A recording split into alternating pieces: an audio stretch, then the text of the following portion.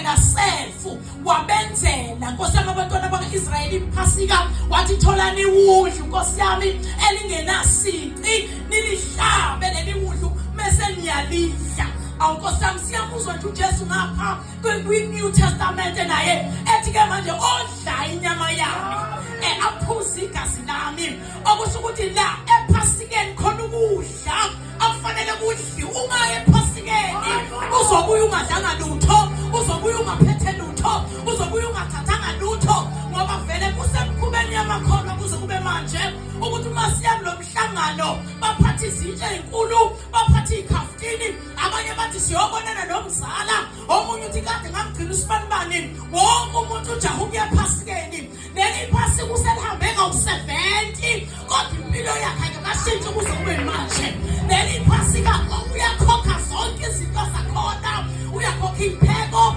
uyakhokha yonke into ekhokhwayo kodwa buye engadlanga lutho iwudle engalidlanga alikho igama likaJesu uya nalehliziyo embi azaphinda kuye nayo uya nokungathetheleli azaphinda kuye nakho sekuzwakaleni nje wona amazwi asikhombisa lawa asengenayo iweight angasasizi umuntu ngenxa yokuthi siwasho singekho esimeni sikaJesu singekho esimeni sikaJesu uJesu lamazwi wawasho esesiphambanweni wawasho enqunu ehlatshiwe eshayiwe edathuliwe kuthi umhlane wakhe wawulinyiwe bayazi abalimayo lapho ukuthi umhlabathi uphendula ngemfoloko uphendula isisu uthatha ngaphansi ubeke ngaphezulu umhlane kaJesu wawusha manje lamazwi ingakho ashiwa uyena kwasinda thina manje namhlanje ashiwe thina singalinywanga ashiwe thina singenanhlungu ashiwe thina singa-understandi siwasho ngoba siyawasho nje sicabanga ukuthi amagama efana lashiwo abanye baze badubulana mabangawona la magama abanye baze bathi mina ngaqala isonto elikhulu kunelakho manje ngiyakudizeva izwi lesikhombisa siba ngamazwi akanje lamazwi kaJesu akuwona womuntu amazwi kaJesu manje liphwasanelana sana zehlukana ibandla phakathi bang number 7 ufuna ukuthini wena ufuna ukuthini thini njengoba ujahile nje ufuna ukuthini ngoba siyabona phela manje uyaphuthuma ufuna izwi lesithathu wena ufuna izwi lokuqala wena uzothi ngoba lento ufuna ukuzoyenza yenza umuntu usasinda thina wena uzoyenza ngoba ufuna ukuzophela abanye umgodi wena uzoyenza ngoba ufuna ukushow off ukuthi nawe unesambulo wena uzoyenza ungenaminingi uzosho nje amagama akaJesu la magama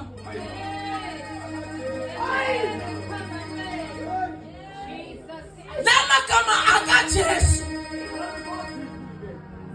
Messi umfundisi wakho sathiwa let us welcome the man of God. Izosho izwi lesithathu usuyasukuma wena. Kodwa uma seshiwo omunye ngoba ukhonzi naye ngoba kaza kushumayeze usuyahlala phansi ngoba vele asazaphelelwa into ngenxa yokuthi ashiwo umuntu mhlawumbe besathethelwa uJesu. Leli phasika aseligubi ngeke seligubha kona umkhosi omhlanga lo. Akuyona into efanele siyenze ingathi ishushe nje. Siyenze sihlangane sihlukane kudliwe isidlo choruswe kunikele usuku lonke kubukwa amathupisi namasoti kushothwe iy'thobe ey'ngapheli lende kaje uJesu bengekho emhlanganweni akulona iphasika.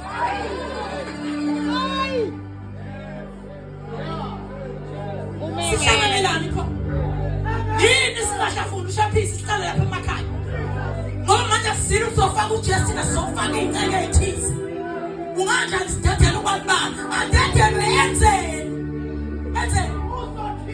uzothini wena walihlaba-ke iphasika uNkulunkulu wabenzela hlabani tholani imudla engenasitho lihlaba maqeda lihlaba niyalosa niyalibraya lithatha igazi lalo lilenze lilipende ey'ndongeni zenu kuya ukuthi mina uma ngidlula nentabuko, uma ngeke ngibone igazi, iphasika lokuqala kwasinda Israyeli, iGibhithe lafa langasinda, ngoba iphasika uNkulunkulu ayelenze lokuqala wayelenzela uIsrayeli kuphela. Wathula uJesu wabuka esezulwini, wathi kodwa ngizokwenza njani ngeGibhithe, ngizokwenza njani ngeSiriya, ngizokwenza njani ngeAmerika, ngizokwenza njani ngeAfrika. Namba bengakeni ngana kwangena uIsrayeli wodwa kuphela. Wathi baba ngicela ukuthathele nje ke ngiyokwenza iphasika lawo wonke umuntu, athi ngabafela bonke mina ukuza baphilayo. Ngoba besafundela bona sangena nathothusa, ngoba sasingenanga lapha kwa-Israyeli, sangena nathotshasi, wangena umthelesi, wangena ugema, sangena sonke kuleli iphasika likaJesu.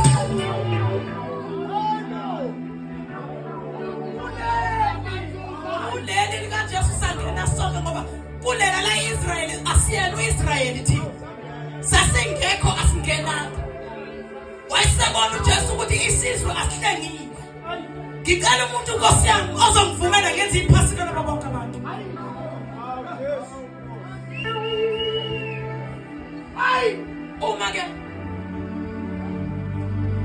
Uma uJesu yena eza, uIsrayeli wayeshaya isifuba, ezazi ukuthi yena uyindodana kaNkulunkulu yedwa.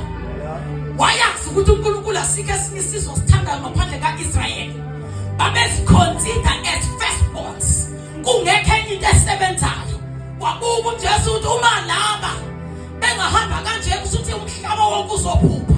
Wehla Nkosi yami wacima ama-firstborn, wacima ama-lastborn. Wathi mina ngizokwenza into elinganayo. Awu Nkosi yami, owashiwa abazali uzongena, okhiphetile uzongena, Nkosi yami ongashadanga uzongena, owaphiwa abazali uzongena. Kuleli iphasika labo uzongena bonke abantu bese yena umuntu ayedecide ukuthi uma ngivuma ngomlomo wakhe kusukuba kusindiswa kwakhe, kodwa lona iphasika hlatshelwe wonke umuntu.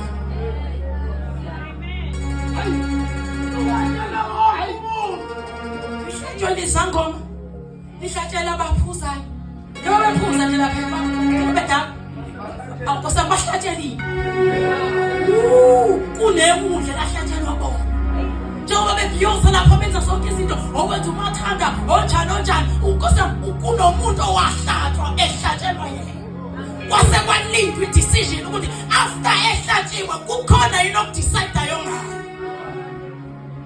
Ngoba manje usembile ngasemnyango uyaqoqotha ofulayo. Manje ke uJesu ke kuleli phasika lakhe sithola zonke izinto zakhe azishona zenza zisindisa umuntu. Mina ngiyakhathazeka ngabathandekayo bethu ukuthi yonke into esiyenzayo thina siyenzela thina. Sifuna udumo kube olwethu, thina sifuna kushumayela thina. Uma singashumayelanga siyafa, asizwa ukuthi asiphumele eminyango sibe lapha singezwa muntu. Kuze sizoshumayela thina sinezinto esicabanga ukuthi singazitshela ibandla likaJesu esingalifelanga Nkosi yami, esingalisindisanga uma besingadedela umnikazi walo.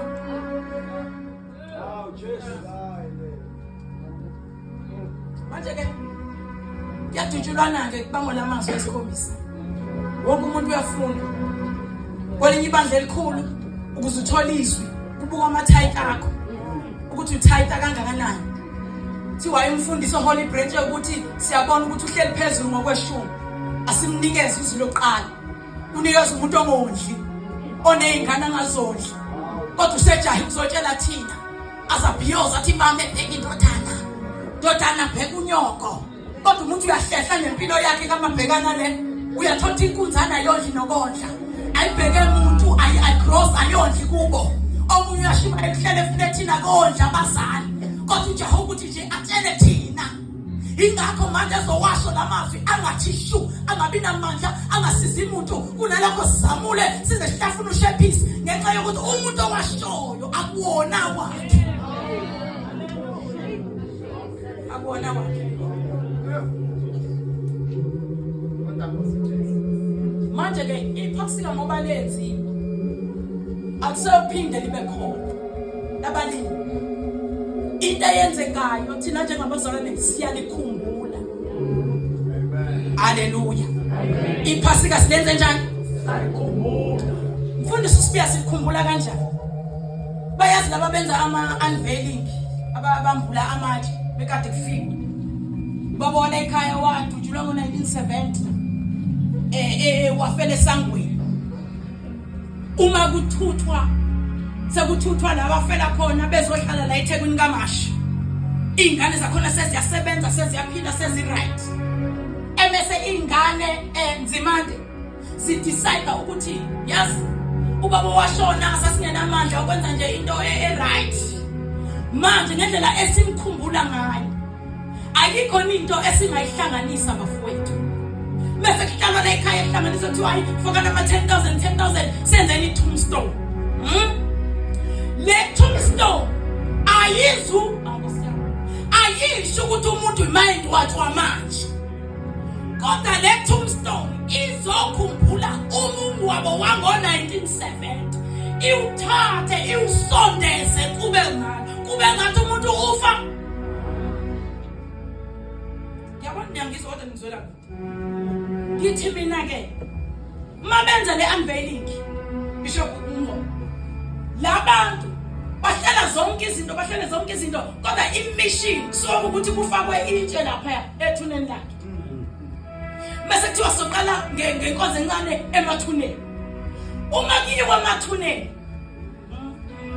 ngoba umthetho wethu iphasika kufanele lime kanjalo emakholweni.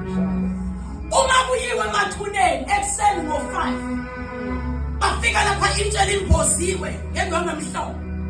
Ekhona umfundisi uhlanzelela ingoma encane libongwe ngabantu libongwe ingelosi. Alikho elinye igama elihle njengalo. Emese umfundisi before siqhubeke bazalwane ngizocela ukudedela owomthini ozosho ukuthi kungani siphinda. Emese yasondela umfana wakho athi umebuka into ahlengezele inyembezi athi ngiyanibingelela mtheni wakithi, ngiyanibingelela mtheni wasekhaya. Ngalesi sikhathi ngicela ukuhlehla ngibuyele emuva ngo-1970 awukosangona esihlanu ebusuku. Isikhathi kwaku-11 sasihlele sitting room silinde ubaba. Sathi uma silizwa imoto yakhe sathi siphuma sithi siphumele esangweni ngenxa yokuthi sesijahe ukuyomvulela. Savele sabona enye imoto ipake emva kwakhe. Kwaphuma amadoda amabili ayephethe ibhamu. Sasha isibhamu kwashonqa intuthu. Saphenduka emuva sabuyela emakhishini. Sakhala athi bekhanda nje beceda ukumdubula. Sase siphuma sathi uma kufika safica ubabelele phansi. Ngenkathi esho lokho kukhona u-anti wala ekhaya udade wabo kamufi aqala athi kodwa mphuphuthi ukhala ngento yango-1970 kodwa ngenxa yokuthi umcimbi abawenzayo manje iwona songeza lento kumphasi ungazuthi ujujulwe khona manje. Linjani iphasika ebazalwaneni? UJesu wafa kudala, uJesu wabelwa kudala, uJesu wavuka kudala. Esingakwenza basikhumbule sesibibitheka sithi yebo Nkosi siyakhumbula umsebenzi owasenzela wona eKalvari. Udatshulelwa thina wafa walenga. Awu baba siyasondela ngenxa siyakhumbula. Hayi ukuthi siyalenza ngeke silenze. We remember what Jesus had Nkosi yami. Angithi ngihlabelela leyo ngoma nje nina lithi ngikhumbula iGetsemane engihluphekela. Yini manje kodwa lento ningayenzi bentsha nithathe ngaleso sikhathi 2000 years ago kube ngathi uJesu ubanjwe khona manje. Ubanjwe ngosizwe inhlungu. Ayikho into esihlekisayo ephasikeni. Ayikho into eswekisayo ephasikeni. Ayikho into awuphiyozwana sinelunga esizwayo. uJesu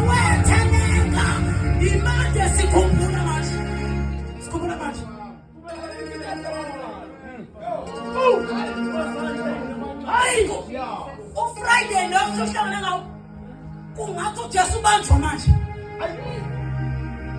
ibandla kufanele ngasilele libe serious kungathi uJesu nje ubanjwa namhlanje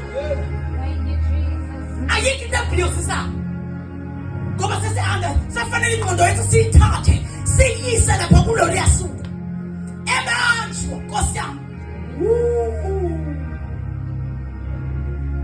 lapho sesiqala sibibitheka khona sithi wawungena sono umthetho wakhona kwafanele sisifele thina kodwa ngoba sikwazana wathi uyasibheka sibone sinjalo wasibuka ngamehlo othando wasihawukela athi uNkulunkulu ngathanda leli lizwe linje ngase nganikela nendodana yami izeli yodwa ngingayinikele ukuthi inikele kuphela kodwa iloyo naloyo kholwayo yiyo Nkosi yami angaphuphi kodwa benokuphila ku-original eternal life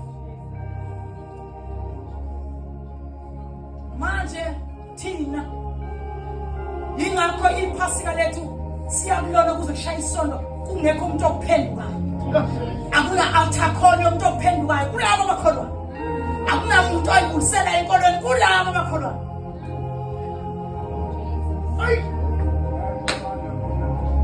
akubuzwa umuntu ukuthi ukhona yini ofuna ukuthethelela akubuzwa umuntu yashiwe nje kwase isikhombisa yiwele kugxunywa shawe phezulu yini ayisho kahle hayi sibantu baqedile uvele wabafanela bonke angazi umgodi abona le mgodi elimbala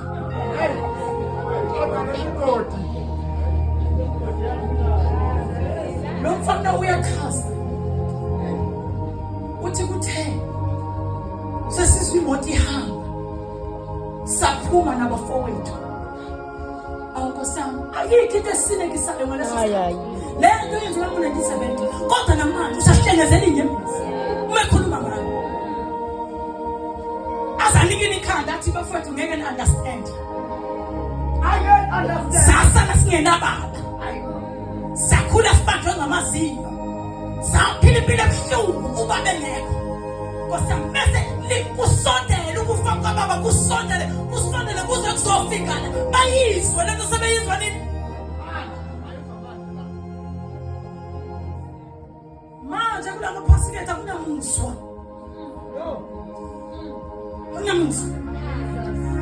sesijahe nje ukuyoshaya ithomoya sikhwekho siphume sikodwa sihlebane sitshotshelane siphuphisane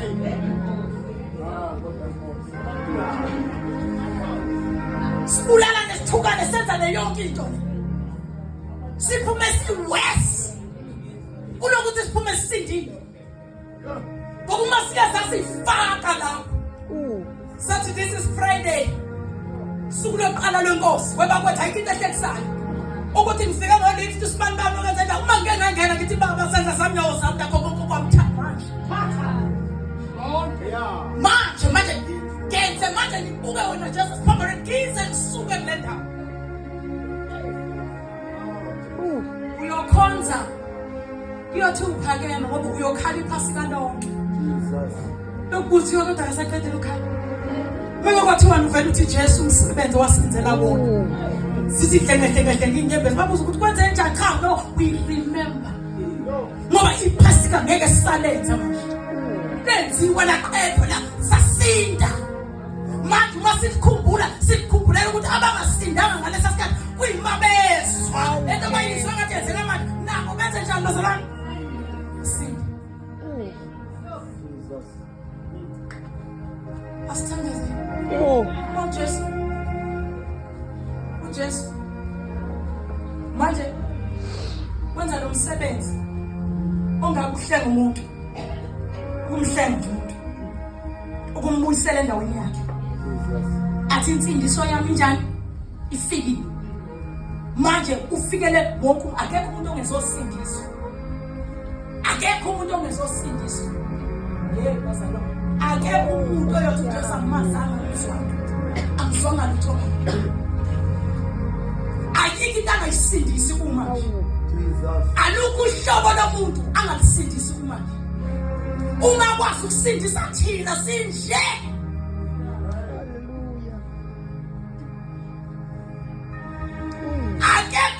umuntu ozothi nje akekho umuntu ozofika esihlalweni somkhosi asiyeni kuyokhuluma laphaya ukuyochaza ngoba engekho umuntu okhulumayo ngoba ukuhosha imisebenzi yakho iphotho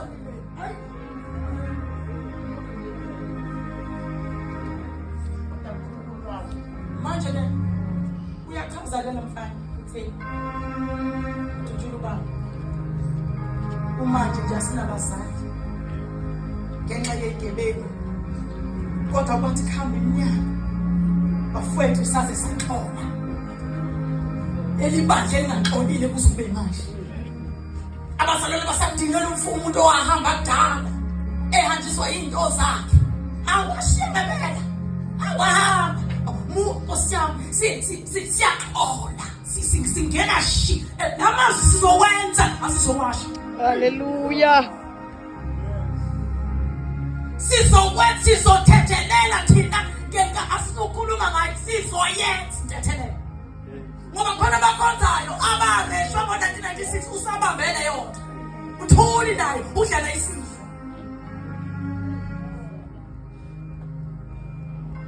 emesekele ethi uJesu after the work is done odla inyama yami phuza igazi lami le nto ayiqala ukwenzeka yenzeke edukithi alidli ukudla baphuma basinda namanje uTestament odla inyama yamaphuza igazi lami ilento Nkosi yami ibandla kaJesu kufanele liyenze ukuthi manje thina bazalwane sisuke sesibuka amakhekhe sisibuka ujuice sibuke ngamakhekhe sibuke ngehlo lekhekhe sibuke ngehlo lejuice sibuke sihlafuna ikhekhe Nkosi yami nangendlela esiya ngayo siyekhekhe siyejuice kanti lana sekufanele manje sihlele sibuyele emuva simthatha uJesu amanxeba siyombeka etafuleni Nkosi yami simendlane bazalwane simendlane engambethe lutho enjengoba enjalo edatshuliwe enomqhele wameva evuza igazi simbeke uJesu mase sikhomba ibandla kaJesu sithondayo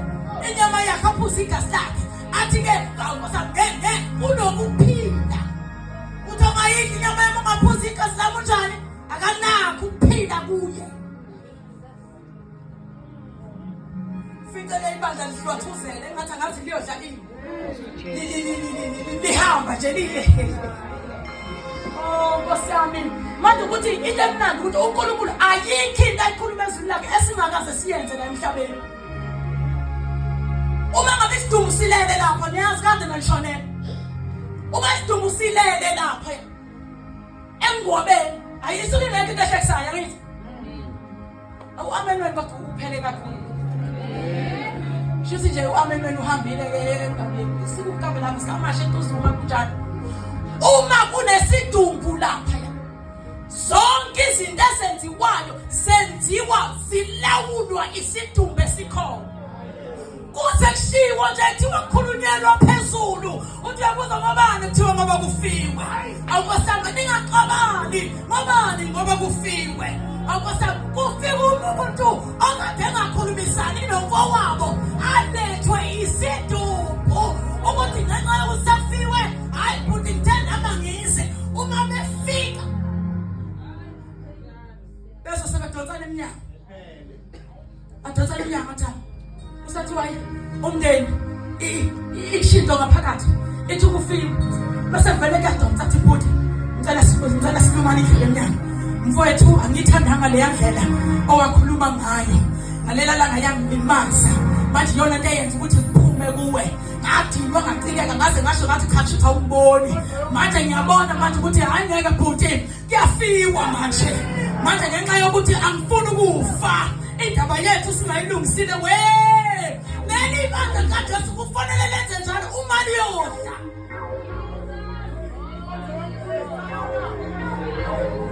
liyodla emzimbeni nangu umzimba nangu igazi uyodla kanjani ungahlukanisile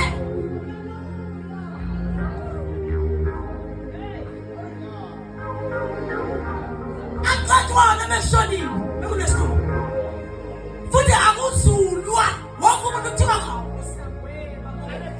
wonke umuntu uhlala ekhaya akuze ukuthi ungakhonzi ungenayo i-local church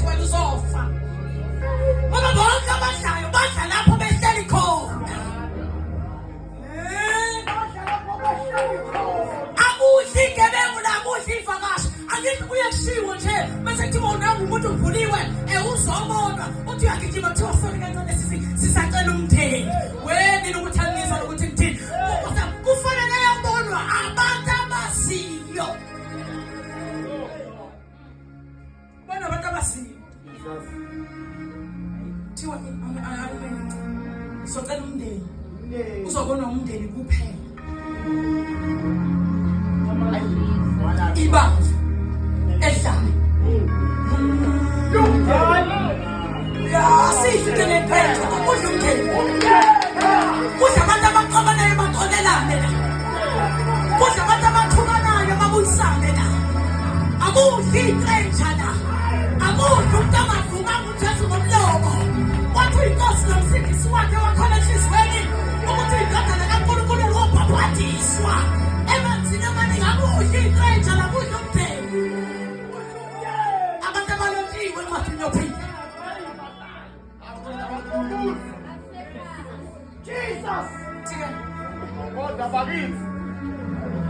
Akumzimba. Sizokhulumela phansi. Samumemeza. Kufiwe. Uma kuthiwa ngisamumemeza kuthiwa niyaqabana. Ya. Udonsole ngamawashinga eminyango kuthiwa babizele indaba. Yini manje senza ngifiwe.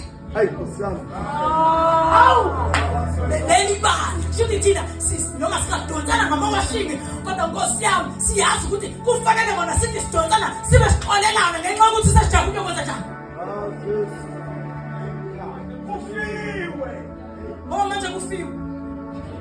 Manje lise pheli iphasika abantu bedonsana baze bahambe bayodla. Hey Nkosi yami. Eliselithi uzekwazikhuleka odlayo engawahlukanisile umzimba wenkosi uyasidlela aphinde asidlulisele usuku nosuku mawudla ungahlukanisile kusho ukuthi wena usune-case number.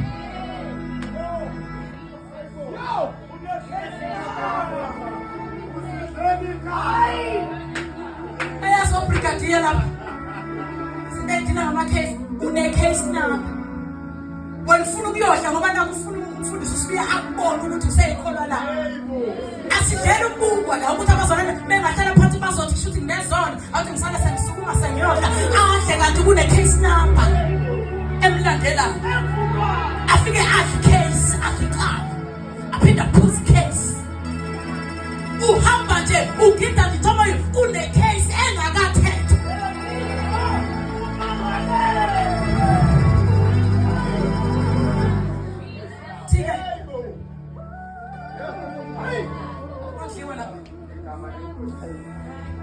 Yabona phakathi ney'nsuku makusiphi mafiwe no yirasta no yini nonebifi ka-90,000 uyatshela kuthiwa-ke ikhanda alenziwe njani akushiqulweke ingane zami ashiqulwe Nkosi yami kukhona izinto thina ekungeyona itypet esithi uma siyibuka lezi zinto si-out of fashion asithandi nje akuyona itypet yokwenza lezi zinto thina siyona itype esikhulayo asiyona itype yayo ney'ngubo thina engathi singadla ijini okwenza ujini ubambe nzi engathi manje ngela iwivu shumayele ney'nqindi kodwa ngenxa yokuthi kufiwe bese kuba khona izinto esizenzayo sizenzela lesi sidumbu. Athi uPastor Paul angisaziphileli mina angisaziphileli mina ngiyayithanda impilo efresh ngiyayithanda impilo ene-fashion but iproblem ilo engiphilelayo manje wenza ukuthi yonke into yami engiyithandayo ngiyenze njani ngishayile vele ngibheke mva ngathi angikaze ngize ngibe nayo ngithi ngudokotela esibhedlela uma ngena ethempelini udokotela bangivele busale emnyango ngivele ngingene